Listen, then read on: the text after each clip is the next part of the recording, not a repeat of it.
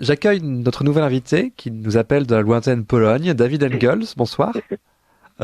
Oui, bonsoir, merci pour l'invitation. Bonsoir monsieur, merci beaucoup. Vous êtes David Engels, historien, romaniste, spécialiste notamment des pratiques divinatoires, dans ce en quoi vous avez d'ailleurs soutenu un doctorat en histoire. Vous enseignez aujourd'hui, je crois, à Poznań, en Pologne, d'où nous joignons ce soir. On vous sait gré de quitter le confort de votre objet d'étude d'ailleurs, comme beaucoup d'historiens se cantonnent, notamment en France, pour embrasser une vision de l'histoire plus large, pourrait-on dire plus surplombante. Un essai vous a notamment distingué et fait connaître le déclin, la crise de l'Union européenne et la chute de la République romaine, quelques analogies. Vous proposez une comparaison plutôt stimulante entre l'état actuel du continent européen et le déclin non de l'Empire, car la perspective est quand même très classique, mais de la République romaine. Vous êtes d'ailleurs spécialiste de l'œuvre de Spengler. Nous parlons ce soir ensemble d'un tout autre sujet, quoi qu'il puisse s'en approcher. Nous parlons de Tolkien. Nous ne vous connaissions pas forcément comme spécialiste Tolkien. D'où vous vient cet intérêt? Comment et quand avez-vous découvert son œuvre? Et que représente-t-elle pour vous? C'est la question que j'ai posée à mes différents invités. Oui, donc, enfin, je dirais que je ne suis pas spécialiste dans le sens scientifique de Tolkien. C'est sûr que j'ai plus ou moins lu tout ce qu'il a écrit, même les fragments compris, beaucoup de littérature sur lui.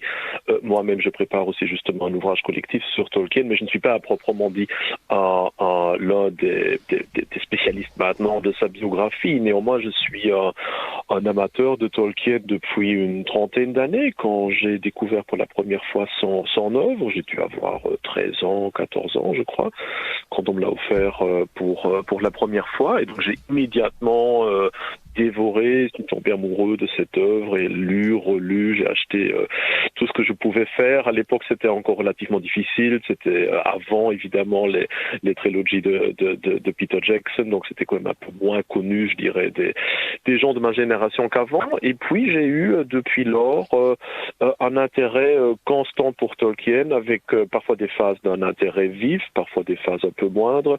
Mais je dirais que tous les jours de ma vie, soit j'écoute des partie de ses œuvres en tant qu'audiobook, soit je feuillette ses livres, soit je regarde aussi ou j'écoute la bande sonore des trilogies de Jackson. Donc je suis quelque part tout le temps immergé dans cet univers tolkienien. Et je dois dire que pour moi, personnellement, il y a eu évidemment toute une série de différentes phases d'inspiration, avec probablement depuis une dizaine ou une grande quinzaine d'années que je me suis rendu compte de plus en plus du contenu fondamentalement conservateur de l'œuvre de Tolkien. Évidemment, je le ressentais déjà avant aussi forcément, confusément, je me rendais compte aussi de certains éléments, mais ce n'est que depuis le moment où j'ai moi-même que je suis rentré, si on veut, dans l'arène semi ou métapolitique, et que j'ai essayé moi-même aussi de concrétiser toute une série de pensées conservatrices dans mes différentes œuvres, que cette grille de lecture de Tolkien m'est devenue de plus en plus chère, et que j'ai, disons, découvert dans son œuvre des choses que j'avais ressenties confusément avant, et que j'ai depuis lors de plus en plus, je dirais, systématisé. Et pour moi, c'est vraiment l'un des encres les plus essentielles qui me permettent quelque part de continuer dans ce combat, et notamment aussi l'un des dans les chemins les plus importants qui m'ont mené aussi à redécouvrir ma propre catholicité. Et justement, avant d'évoquer effectivement ces interprétations que l'on peut faire de Tolkien, ou même, pourquoi pas, les convictions personnelles de l'auteur, en tant qu'historien, lorsque vous le lisiez, y avait-il des choses qui vous avaient marqué dans l'œuvre de Tolkien, des inspirations historiques? On compare souvent la comté à la campagne anglaise, on s'amuse parfois, c'est ce que nous avons fait dans le numéro Livre Arbitre, à faire quelques analogies. Est-ce que vous aviez repéré des choses qui pouvaient vous évoquer vos propres objets d'étude, ou même des intérêts plus érudits? Oui, certainement. Bon, et on voit évidemment que Tolkien a été un immense savant, et qu'il y a immensément d'éléments mythologiques qui ont été, et des expériences historiques qu'il a allègrement brassées dans ses différentes œuvres, avec probablement, disons, moins d'éléments purement historiques. Je crois que de ce point de vue, Frank Herbert, l'auteur de Dune, est certainement plus intéressé par, disons, tout l'aspect de brassage d'informations historiques. On voit dans Dune l'expérience d'Alexandre le Grand, du prophète Mahomet, etc. Alors que chez Tolkien, c'est plutôt la recherche de la recréation de toute une série d'archétypes mythiques. D'ailleurs, ce n'est pas un hasard si Tolkien, qui a une largeur de lecture assez époustouflante, en fait, a lu notamment aussi Frank Herbert et a cordialement détesté ce qu'il avait lu de Dune.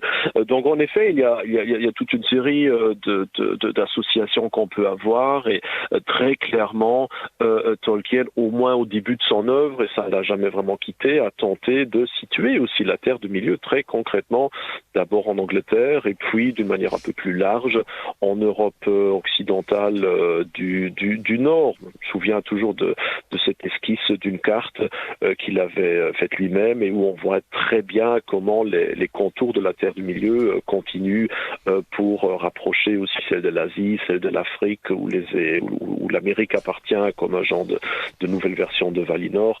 Donc il y a cette volonté vraiment de situer cela très clairement. Bon, plus tard, évidemment, disons, c'est plutôt l'aspect, je ne dirais pas allégorique parce qu'il n'aimait pas ce terme-là, mais en tout cas l'aspect un peu absolu, universel, qui a pris le dessus.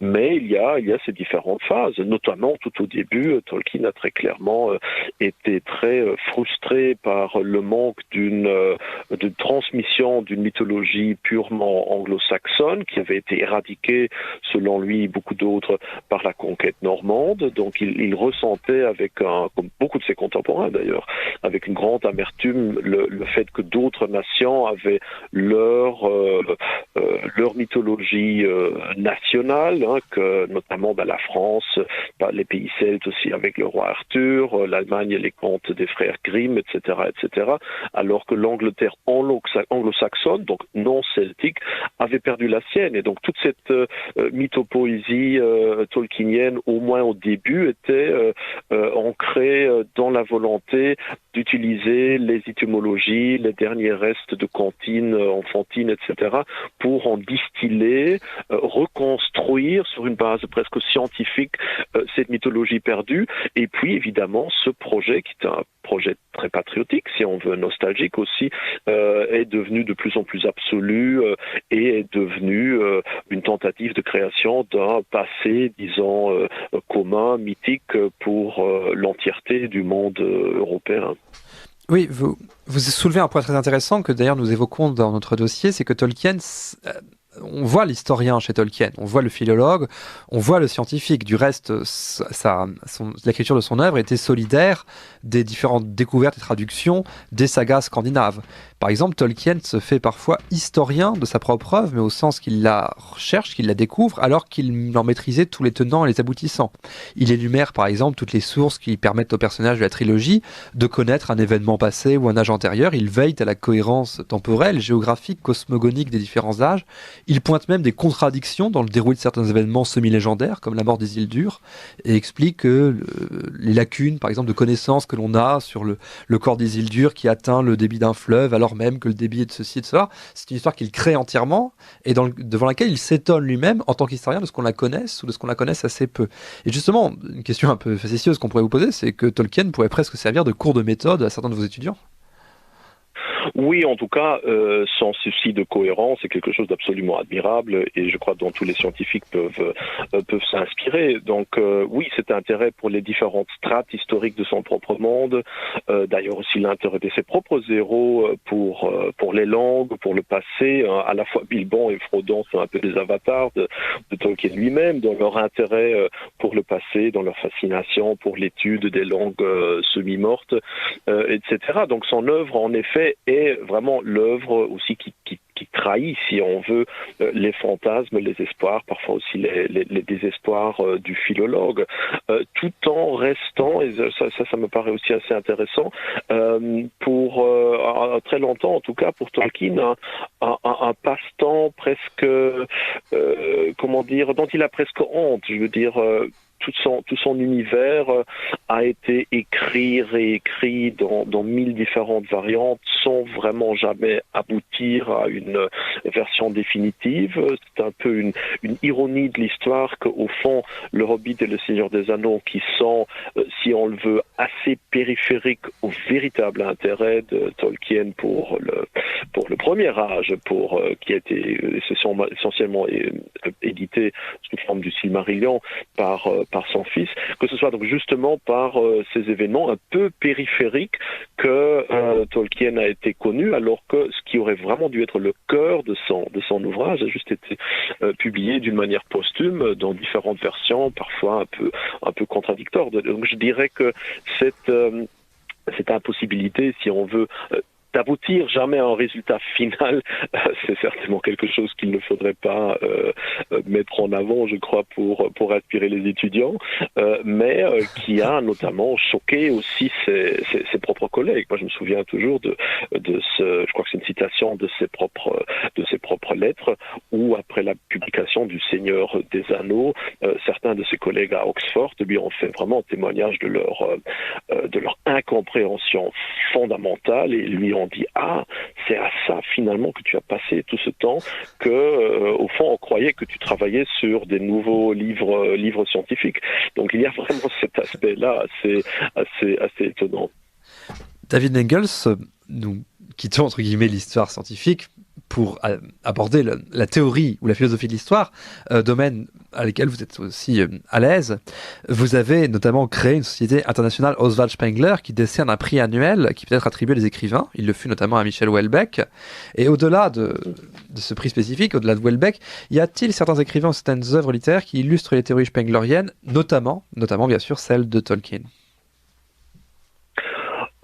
C'est-à-dire, quand on pense maintenant aux impacts des théories spengleriennes sur des auteurs de nos jours, maintenant, Houellebecq nous venait évidemment immédiatement en esprit surtout grâce à son roman Soumission, qui a vraiment des accents spengleriens très forts. Sinon, je dirais qu'aujourd'hui, parmi les auteurs littéraires, en tout cas, il y a quelques éléments par-ci par-là. Monika Maron, notamment l'auteure allemande, a récemment publié dans un livre appelé Arthur-Lanz, où les protagonistes en effet citent aussi Spengler.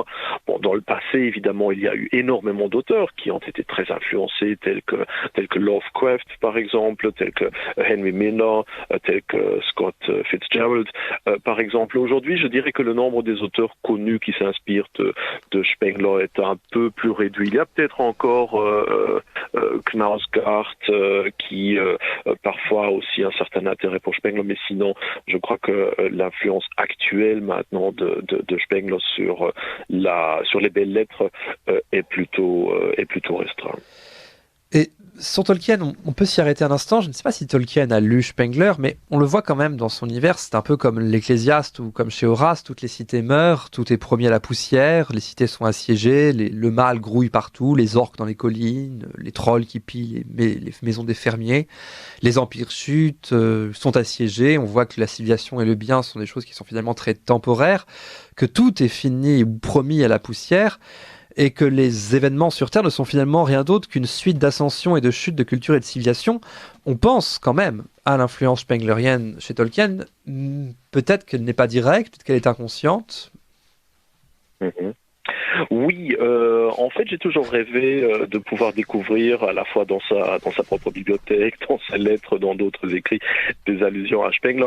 Mais en tout cas, à bon savoir, en tout cas, il y a pas de lien immédiat. Donc, on ne peut pas prouver maintenant, d'une manière scientifique, que Tolkien aurait lu Spengler. Bon, j'imagine qu'ayant vécu à la même époque, étant très intéressé, il a probablement eu connaissance de son œuvre, tout comme probablement il devait connaître aussi Toynbee, mais il n'y a pas maintenant de preuve immédiate. Mais ceci dit, disons que les idées de base de Spengler, c'est-à-dire que les grandes civilisations non seulement sont mortelles, mais aussi peuvent être comparées parce qu'elles ont une évolution relativement parallèle. Donc cette idée de base, elle n'est pas nouvelle. Elle remonte déjà finalement jusqu'à l'Ancien Testament, jusqu'aux prophéties daniéliques, la littérature, l'historiographie de l'Antiquité. Donc bref, c'est une idée qui est omniprésente dans toute la pensée occidentale, et forcément Tolkien s'en est servi. Et on voit très bien que l'histoire du Beleriand, de Numénor, de Gondor sont presque le déroulement archétypal de la naissance, de l'apogée et du déclin d'une grande civilisation, et les mises en lien avec le monde réel sont évidentes aussi. On notera le fait que Tolkien a très clairement situé notamment le Lindon, par exemple, à la hauteur de Bristol, le comté plus ou moins dans la région du Oxfordshire. Minas Tirith est situé, comme il le dit, à la latitude de Florence. Le Gondor est parfois comparé au Saint-Empire romain germanique, etc. La restitution du Gondor par Aragorn est aussi considérée par Tolkien à un moment comme un genre de pâle reflet, de pâle retour du Saint-Empire romain germanique. Donc bref, il y a vraiment aussi une tentative de sa part de mettre en lien ces différents empires du passé avec des événements historiques présents. Donc de ce point de vue-là, oui, il y a une certaine mécanique de l'histoire et des grands empires et civilisations que reflète Tolkien, mais à cette différence près, avec Spengler, que la vision de Spengler, elle est essentiellement vitaliste, elle est amorale, elle est nietzschéenne, elle est surtout esthétique, si on veut, alors que celle de Tolkien, elle est profondément morale et surtout, elle est profondément empreinte de christianisme. Et donc, je viens d'entendre un petit peu la fin de vos interviews précédentes, donc on ne va pas probablement revenir sur le volet chrétien, mais toujours est-il qu'il y a une profonde moralité qu'on trouve dans la description de l'histoire de ces grands empires qui manquent et Spengler, et qui, je crois, surtout pour nous, en tant que derniers occidentaux, qui vivons au milieu d'un Occident qui est en perte de vitesse, qui est clairement en déclin, qui est arrivé dans sa phase finale, peut nous inspirer. Parce que le message spenglerien n'est rien d'autre que tenir bon, fonder un empire, mais de toute façon, tout ça est voué à la perte, et le seul espoir que nous pouvons tirer, ou disons le seul plaisir que nous pouvons tirer de notre propre déclin, c'est d'avoir maintenu notre poste jusqu'à la fin, et d'avoir, d'un certain point de vue, admiré la beauté du déclin et de la chute. Alors que l'approche de Tolkien, et c'est ça qui me différencie moi-même aussi de plus en plus d'ailleurs de Spengler, c'est l'aspect moral de Tolkien, qui insiste sur le fait qu'il y a en effet une transcendance dans l'histoire. Elle manque chez Spengler, elle existe chez Tolkien. Il y a une loi absolue, il y a une responsabilité de l'humain liée notamment aussi à l'immortalité de son âme, très importante pour Tolkien, et qui pousse finalement l'individu à tenir bon, non pas tenir bon par patriotisme, non pas tenir bon par esthétique, mais parce que tenir bon pour défendre des positions qui sont imposées par la loi divine, c'est la seule chose à faire, c'est le seul devoir finalement respecté, et c'est quelque chose qui renferme sa propre récompense en tant que telle. Les personnages tolkieniens tiennent bon, finalement, avec beaucoup de lutte intérieure, évidemment, jusqu'au dernier souffle, en étant généralement convaincus que leur effort n'aura aucune suite.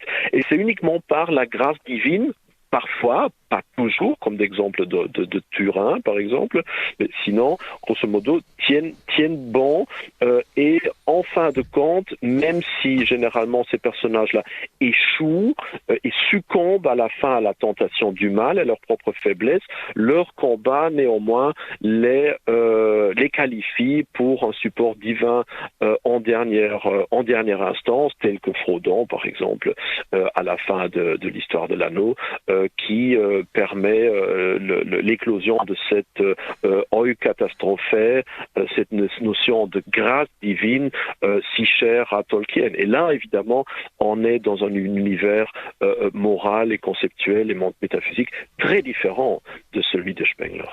Il y a aussi un soupçon de désespoir chez Tolkien. Je pense que les personnages sont engagés dans une résistance qui peut sembler désespérée face au mal. Il me semble, sans être expert, que le retour de Morgoth est quelque chose d'inéluctable, justement. Et pour autant, les personnages se battent et s'accrochent à quelque chose de... David Eggers. Oui, tout à fait. Désespoir, ça dépend du point de vue. Il y a très clairement le désespoir. Bon, il y a différentes facettes de désespoir. D'un côté, évidemment, si on entre dans le volet des opinions politiques de Tolkien lui-même sur sa propre époque, on le voit en effet désespéré face à l'industrialisation de l'Angleterre, face à la destruction de la nature, face à la corruption du domaine politique, face à l'autoritarisme, au totalitarisme, face même à la destruction de l'Église catholique qu'il a très bien vu, qu'il a très bien critiqué de son vivant. Donc il y a, je dirais, un aspect en effet de désespoir politique, mais néanmoins, en tant que bon chrétien, en tant que bon catholique, ce désespoir, il est lié en fin de compte à cette division augustinienne déjà entre la civitas terrena et la civitas caelestis. Et le monde réel est voué d'une manière ou d'une autre à l'échec, au déclin. C'est déjà imposé, si on le veut, par le péché originel. Ce péché originel qui existe chez Tolkien, dont sont affectés à la fois les elfes, avec la révolte de Fëanor, et aussi avec les actes sombres dont on parle rarement, mais qui concernaient les humains entre leur moment de création et leur arrivée dans le Beleriand. Donc il y a cet aspect de péché originel qui fait en sorte que l'être humain, en tant que tel, n'a pas les forces ni les ressources à créer de lui-même un futur utopique. Donc tout ce qu'on voit au fond dans les longs métrages américains, hollywoodiens, avec le héros qui lui-même tient les clés de son destin et qui à la fin, grâce à son courage, etc., triomphe et amène le happy end, cette caractéristique-là, elle manque parce que le héros tolkienien est un humain avec toute cette faiblesse-là, et sa grandeur ne réside pas dans sa réussite, mais dans son combat. Et le fait qu'il ait combattu pendant sa vie entière, comme Frodon, qui a résisté littéralement jusqu'à la dernière seconde à la tentation de l'anneau, eh ben, le fait qu'en dernière seconde, les héros échouent ne rend pas impossible ce moment de grâce divine. Et donc, il y a quand même un lien entre le désespoir, disons, avec la réalité politique et matérielle de la vie de tous les jours, et l'espoir en une salvation, si on veut, divine, qui vient d'en haut, en un salut, si on le veut. Et ça, je crois que c'est très important pour Tolkien. D'ailleurs, contrairement à beaucoup d'autres auteurs de fantasy, Tolkien rend très clair cette croyance en l'immortalité de l'âme. D'ailleurs, on peut lire au fond, il y a une grille de lecture extrêmement intéressante qui montre que toute son œuvre est au fond par l'opposition des elfes qui sont immortels, même au point de se réincarner de nouveau, qui sont des êtres qui sont totalement immanents, immortels, mais qui, peut-être, ne possèdent pas d'âme, si on veut, avec l'être humain qui, lui, n'a qu'une seule chance, n'a qu'une courte vie, mais qui, au contraire, des elfes possèdent une âme, et dont les actions de la vie d'ici là doivent donc toujours se situer dans l'ambiguïté entre la tentation de mener une belle vie ici et là, et d'un autre côté, le soin pour le salut de son âme. Et donc toute l'œuvre de Tolkien tourne et décline les différentes facettes de ça. Et donc cette approche profondément transcendante qui distingue Tolkien d'autres auteurs de la fantasy tels que Martin aujourd'hui, tels que Howard, l'auteur de Conan à cette époque-là. Cette composante-là me semble essentielle, et c'est pour ça que pour moi, au fond, en dépit d'un certain désespoir politique, en dépit aussi de cette nostalgie pour le passé, qui est typiquement tolkienienne, ce n'est pas une œuvre de désespoir, mais pour moi, en tout cas, plutôt d'espoir qu'en fin de compte, et ne serait-ce qu'individuellement, dans l'au-delà, parfois même aussi un petit peu dans le monde présent, le fait de tenir bon, de maintenir ses valeurs, de maintenir le cap, tôt ou tard, va toujours être récompensé. Effectivement, nous goûtons vraiment vos paroles, et on pourrait conclure, avant effectivement d'aborder un thème qui serait euh, plus temporel dans l'aspect de Tolkien, que son œuvre, face à un monde qui s'effiloche, face à un monde qui souvent déplaît, par les aspects que vous avez évoqués, et qui déplaisait d'ailleurs lui-même à l'auteur, l'œuvre de Tolkien peut aussi servir de refuge et de consolation finalement. C'est un monde duquel on a forcément envie de sortir, un monde qui connaît un sens de l'honneur, qui a une certaine esthétique, qui a une certaine valeur et qui connaît aussi encore l'espoir, et que finalement c'est une œuvre qui est propice à faire comprendre ou à injecter un peu d'espoir chez les désespérés. Et ne serait-ce que la personne même de Oui, Tolkien, absolument. dont la rigueur et la témérité et l'abnégation inspirent, ou en tout cas ont une valeur exemplaire. Oui, absolument. Et bien, d'ailleurs, Tolkien, les lettres de Tolkien sont un exemple magnifique aussi d'un enseignement à la fois chrétien et patriotique. Patriotique à cause du profond amour que Tolkien avait pour la civilisation occidentale, toute époque confondue, et évidemment aussi de christianisme quand on lit l'importance que cette religion avait revêtée pour lui et qui l'amenait aussi finalement essayer de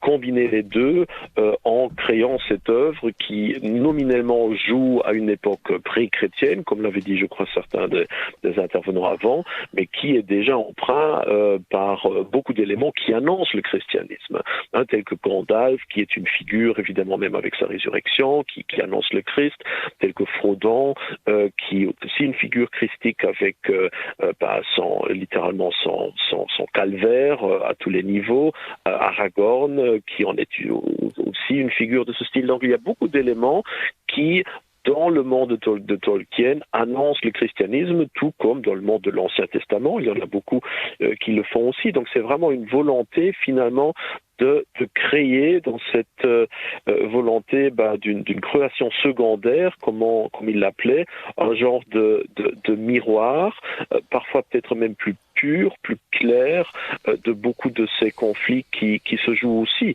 Pour moi, en tout cas, ça a été, et c'est toujours une littérature dans laquelle je me baigne quand je doute.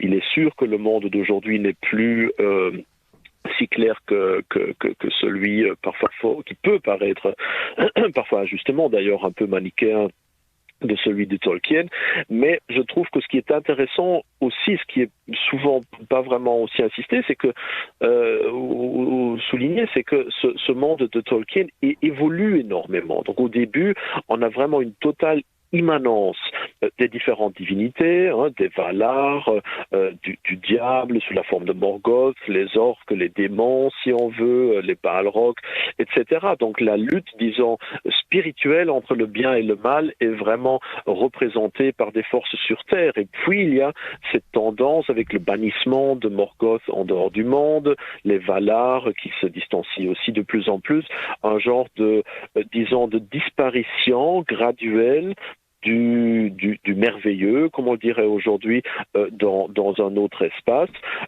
qui aboutit en fin de compte, après la fin de l'anneau et la disparition de Sauron, dans un monde où, au fond, c'est uniquement les humains qui triomphent. Et donc la lutte entre le bien et le mal se reporte finalement dans l'âme de l'être humain. Donc il y a vraiment des différentes étapes par lesquelles la lutte entre le bien et le mal, entre ces différentes tentations auxquelles on est soumis, se déplace vers l'âme humaine, et je crois que ce n'est pas un hasard aussi que Tolkien avait prévu une suite au Seigneur des Anneaux qui s'appelait the Shadow, I think Shadow Out of Time, the Return of the Shadow, quelque chose comme ça. J'oubliais le titre. Voilà, dont il n'y a qu'une esquisse de 13 pages qui ont survécu, mais dans lequel alors il a vraiment essayé de montrer un monde où même les orques avaient certes disparu, mais où c'était les petits garçons qui imitaient les orques, qui se battaient les uns les autres, où il y a un culte satanique sur le retour de Sauron. La fascination pour l'exotisme a quelque chose de très spenglorien, justement. Oui, il y a ça, mais il y a ce transfert, je dirais, donc de plus en plus dans le monde contemporain et réel. Et je crois que c'est ça que, pour conclure, que Spengler que Tolkien peut vraiment nous enseigner vraiment aujourd'hui, c'est-à-dire de voir les choses qui peuvent nous sembler parfois très complexes dans une lumière beaucoup plus simple, beaucoup plus pure, beaucoup plus abstraite, si on veut plus morale, et nous donner ce compas dont on a tellement besoin dans notre résistance aujourd'hui aussi contre les forces du mal, contre le matérialisme, l'hédonisme, etc. Et nous enseigner de tenir bon et de rester bon patriote culturel et surtout de ne pas désespérer de l'existence de la transcendance. Ce sont des paroles très engageantes et très fortifiantes, cher David Engels. J'ai été ravi d'avoir cet échange avec vous. Nous avez en plus donné l'eau à la bouche avec la promesse d'un ouvrage collectif sur Tolkien, dont j'espère nous entendrons bientôt parler. Vous pouvez rester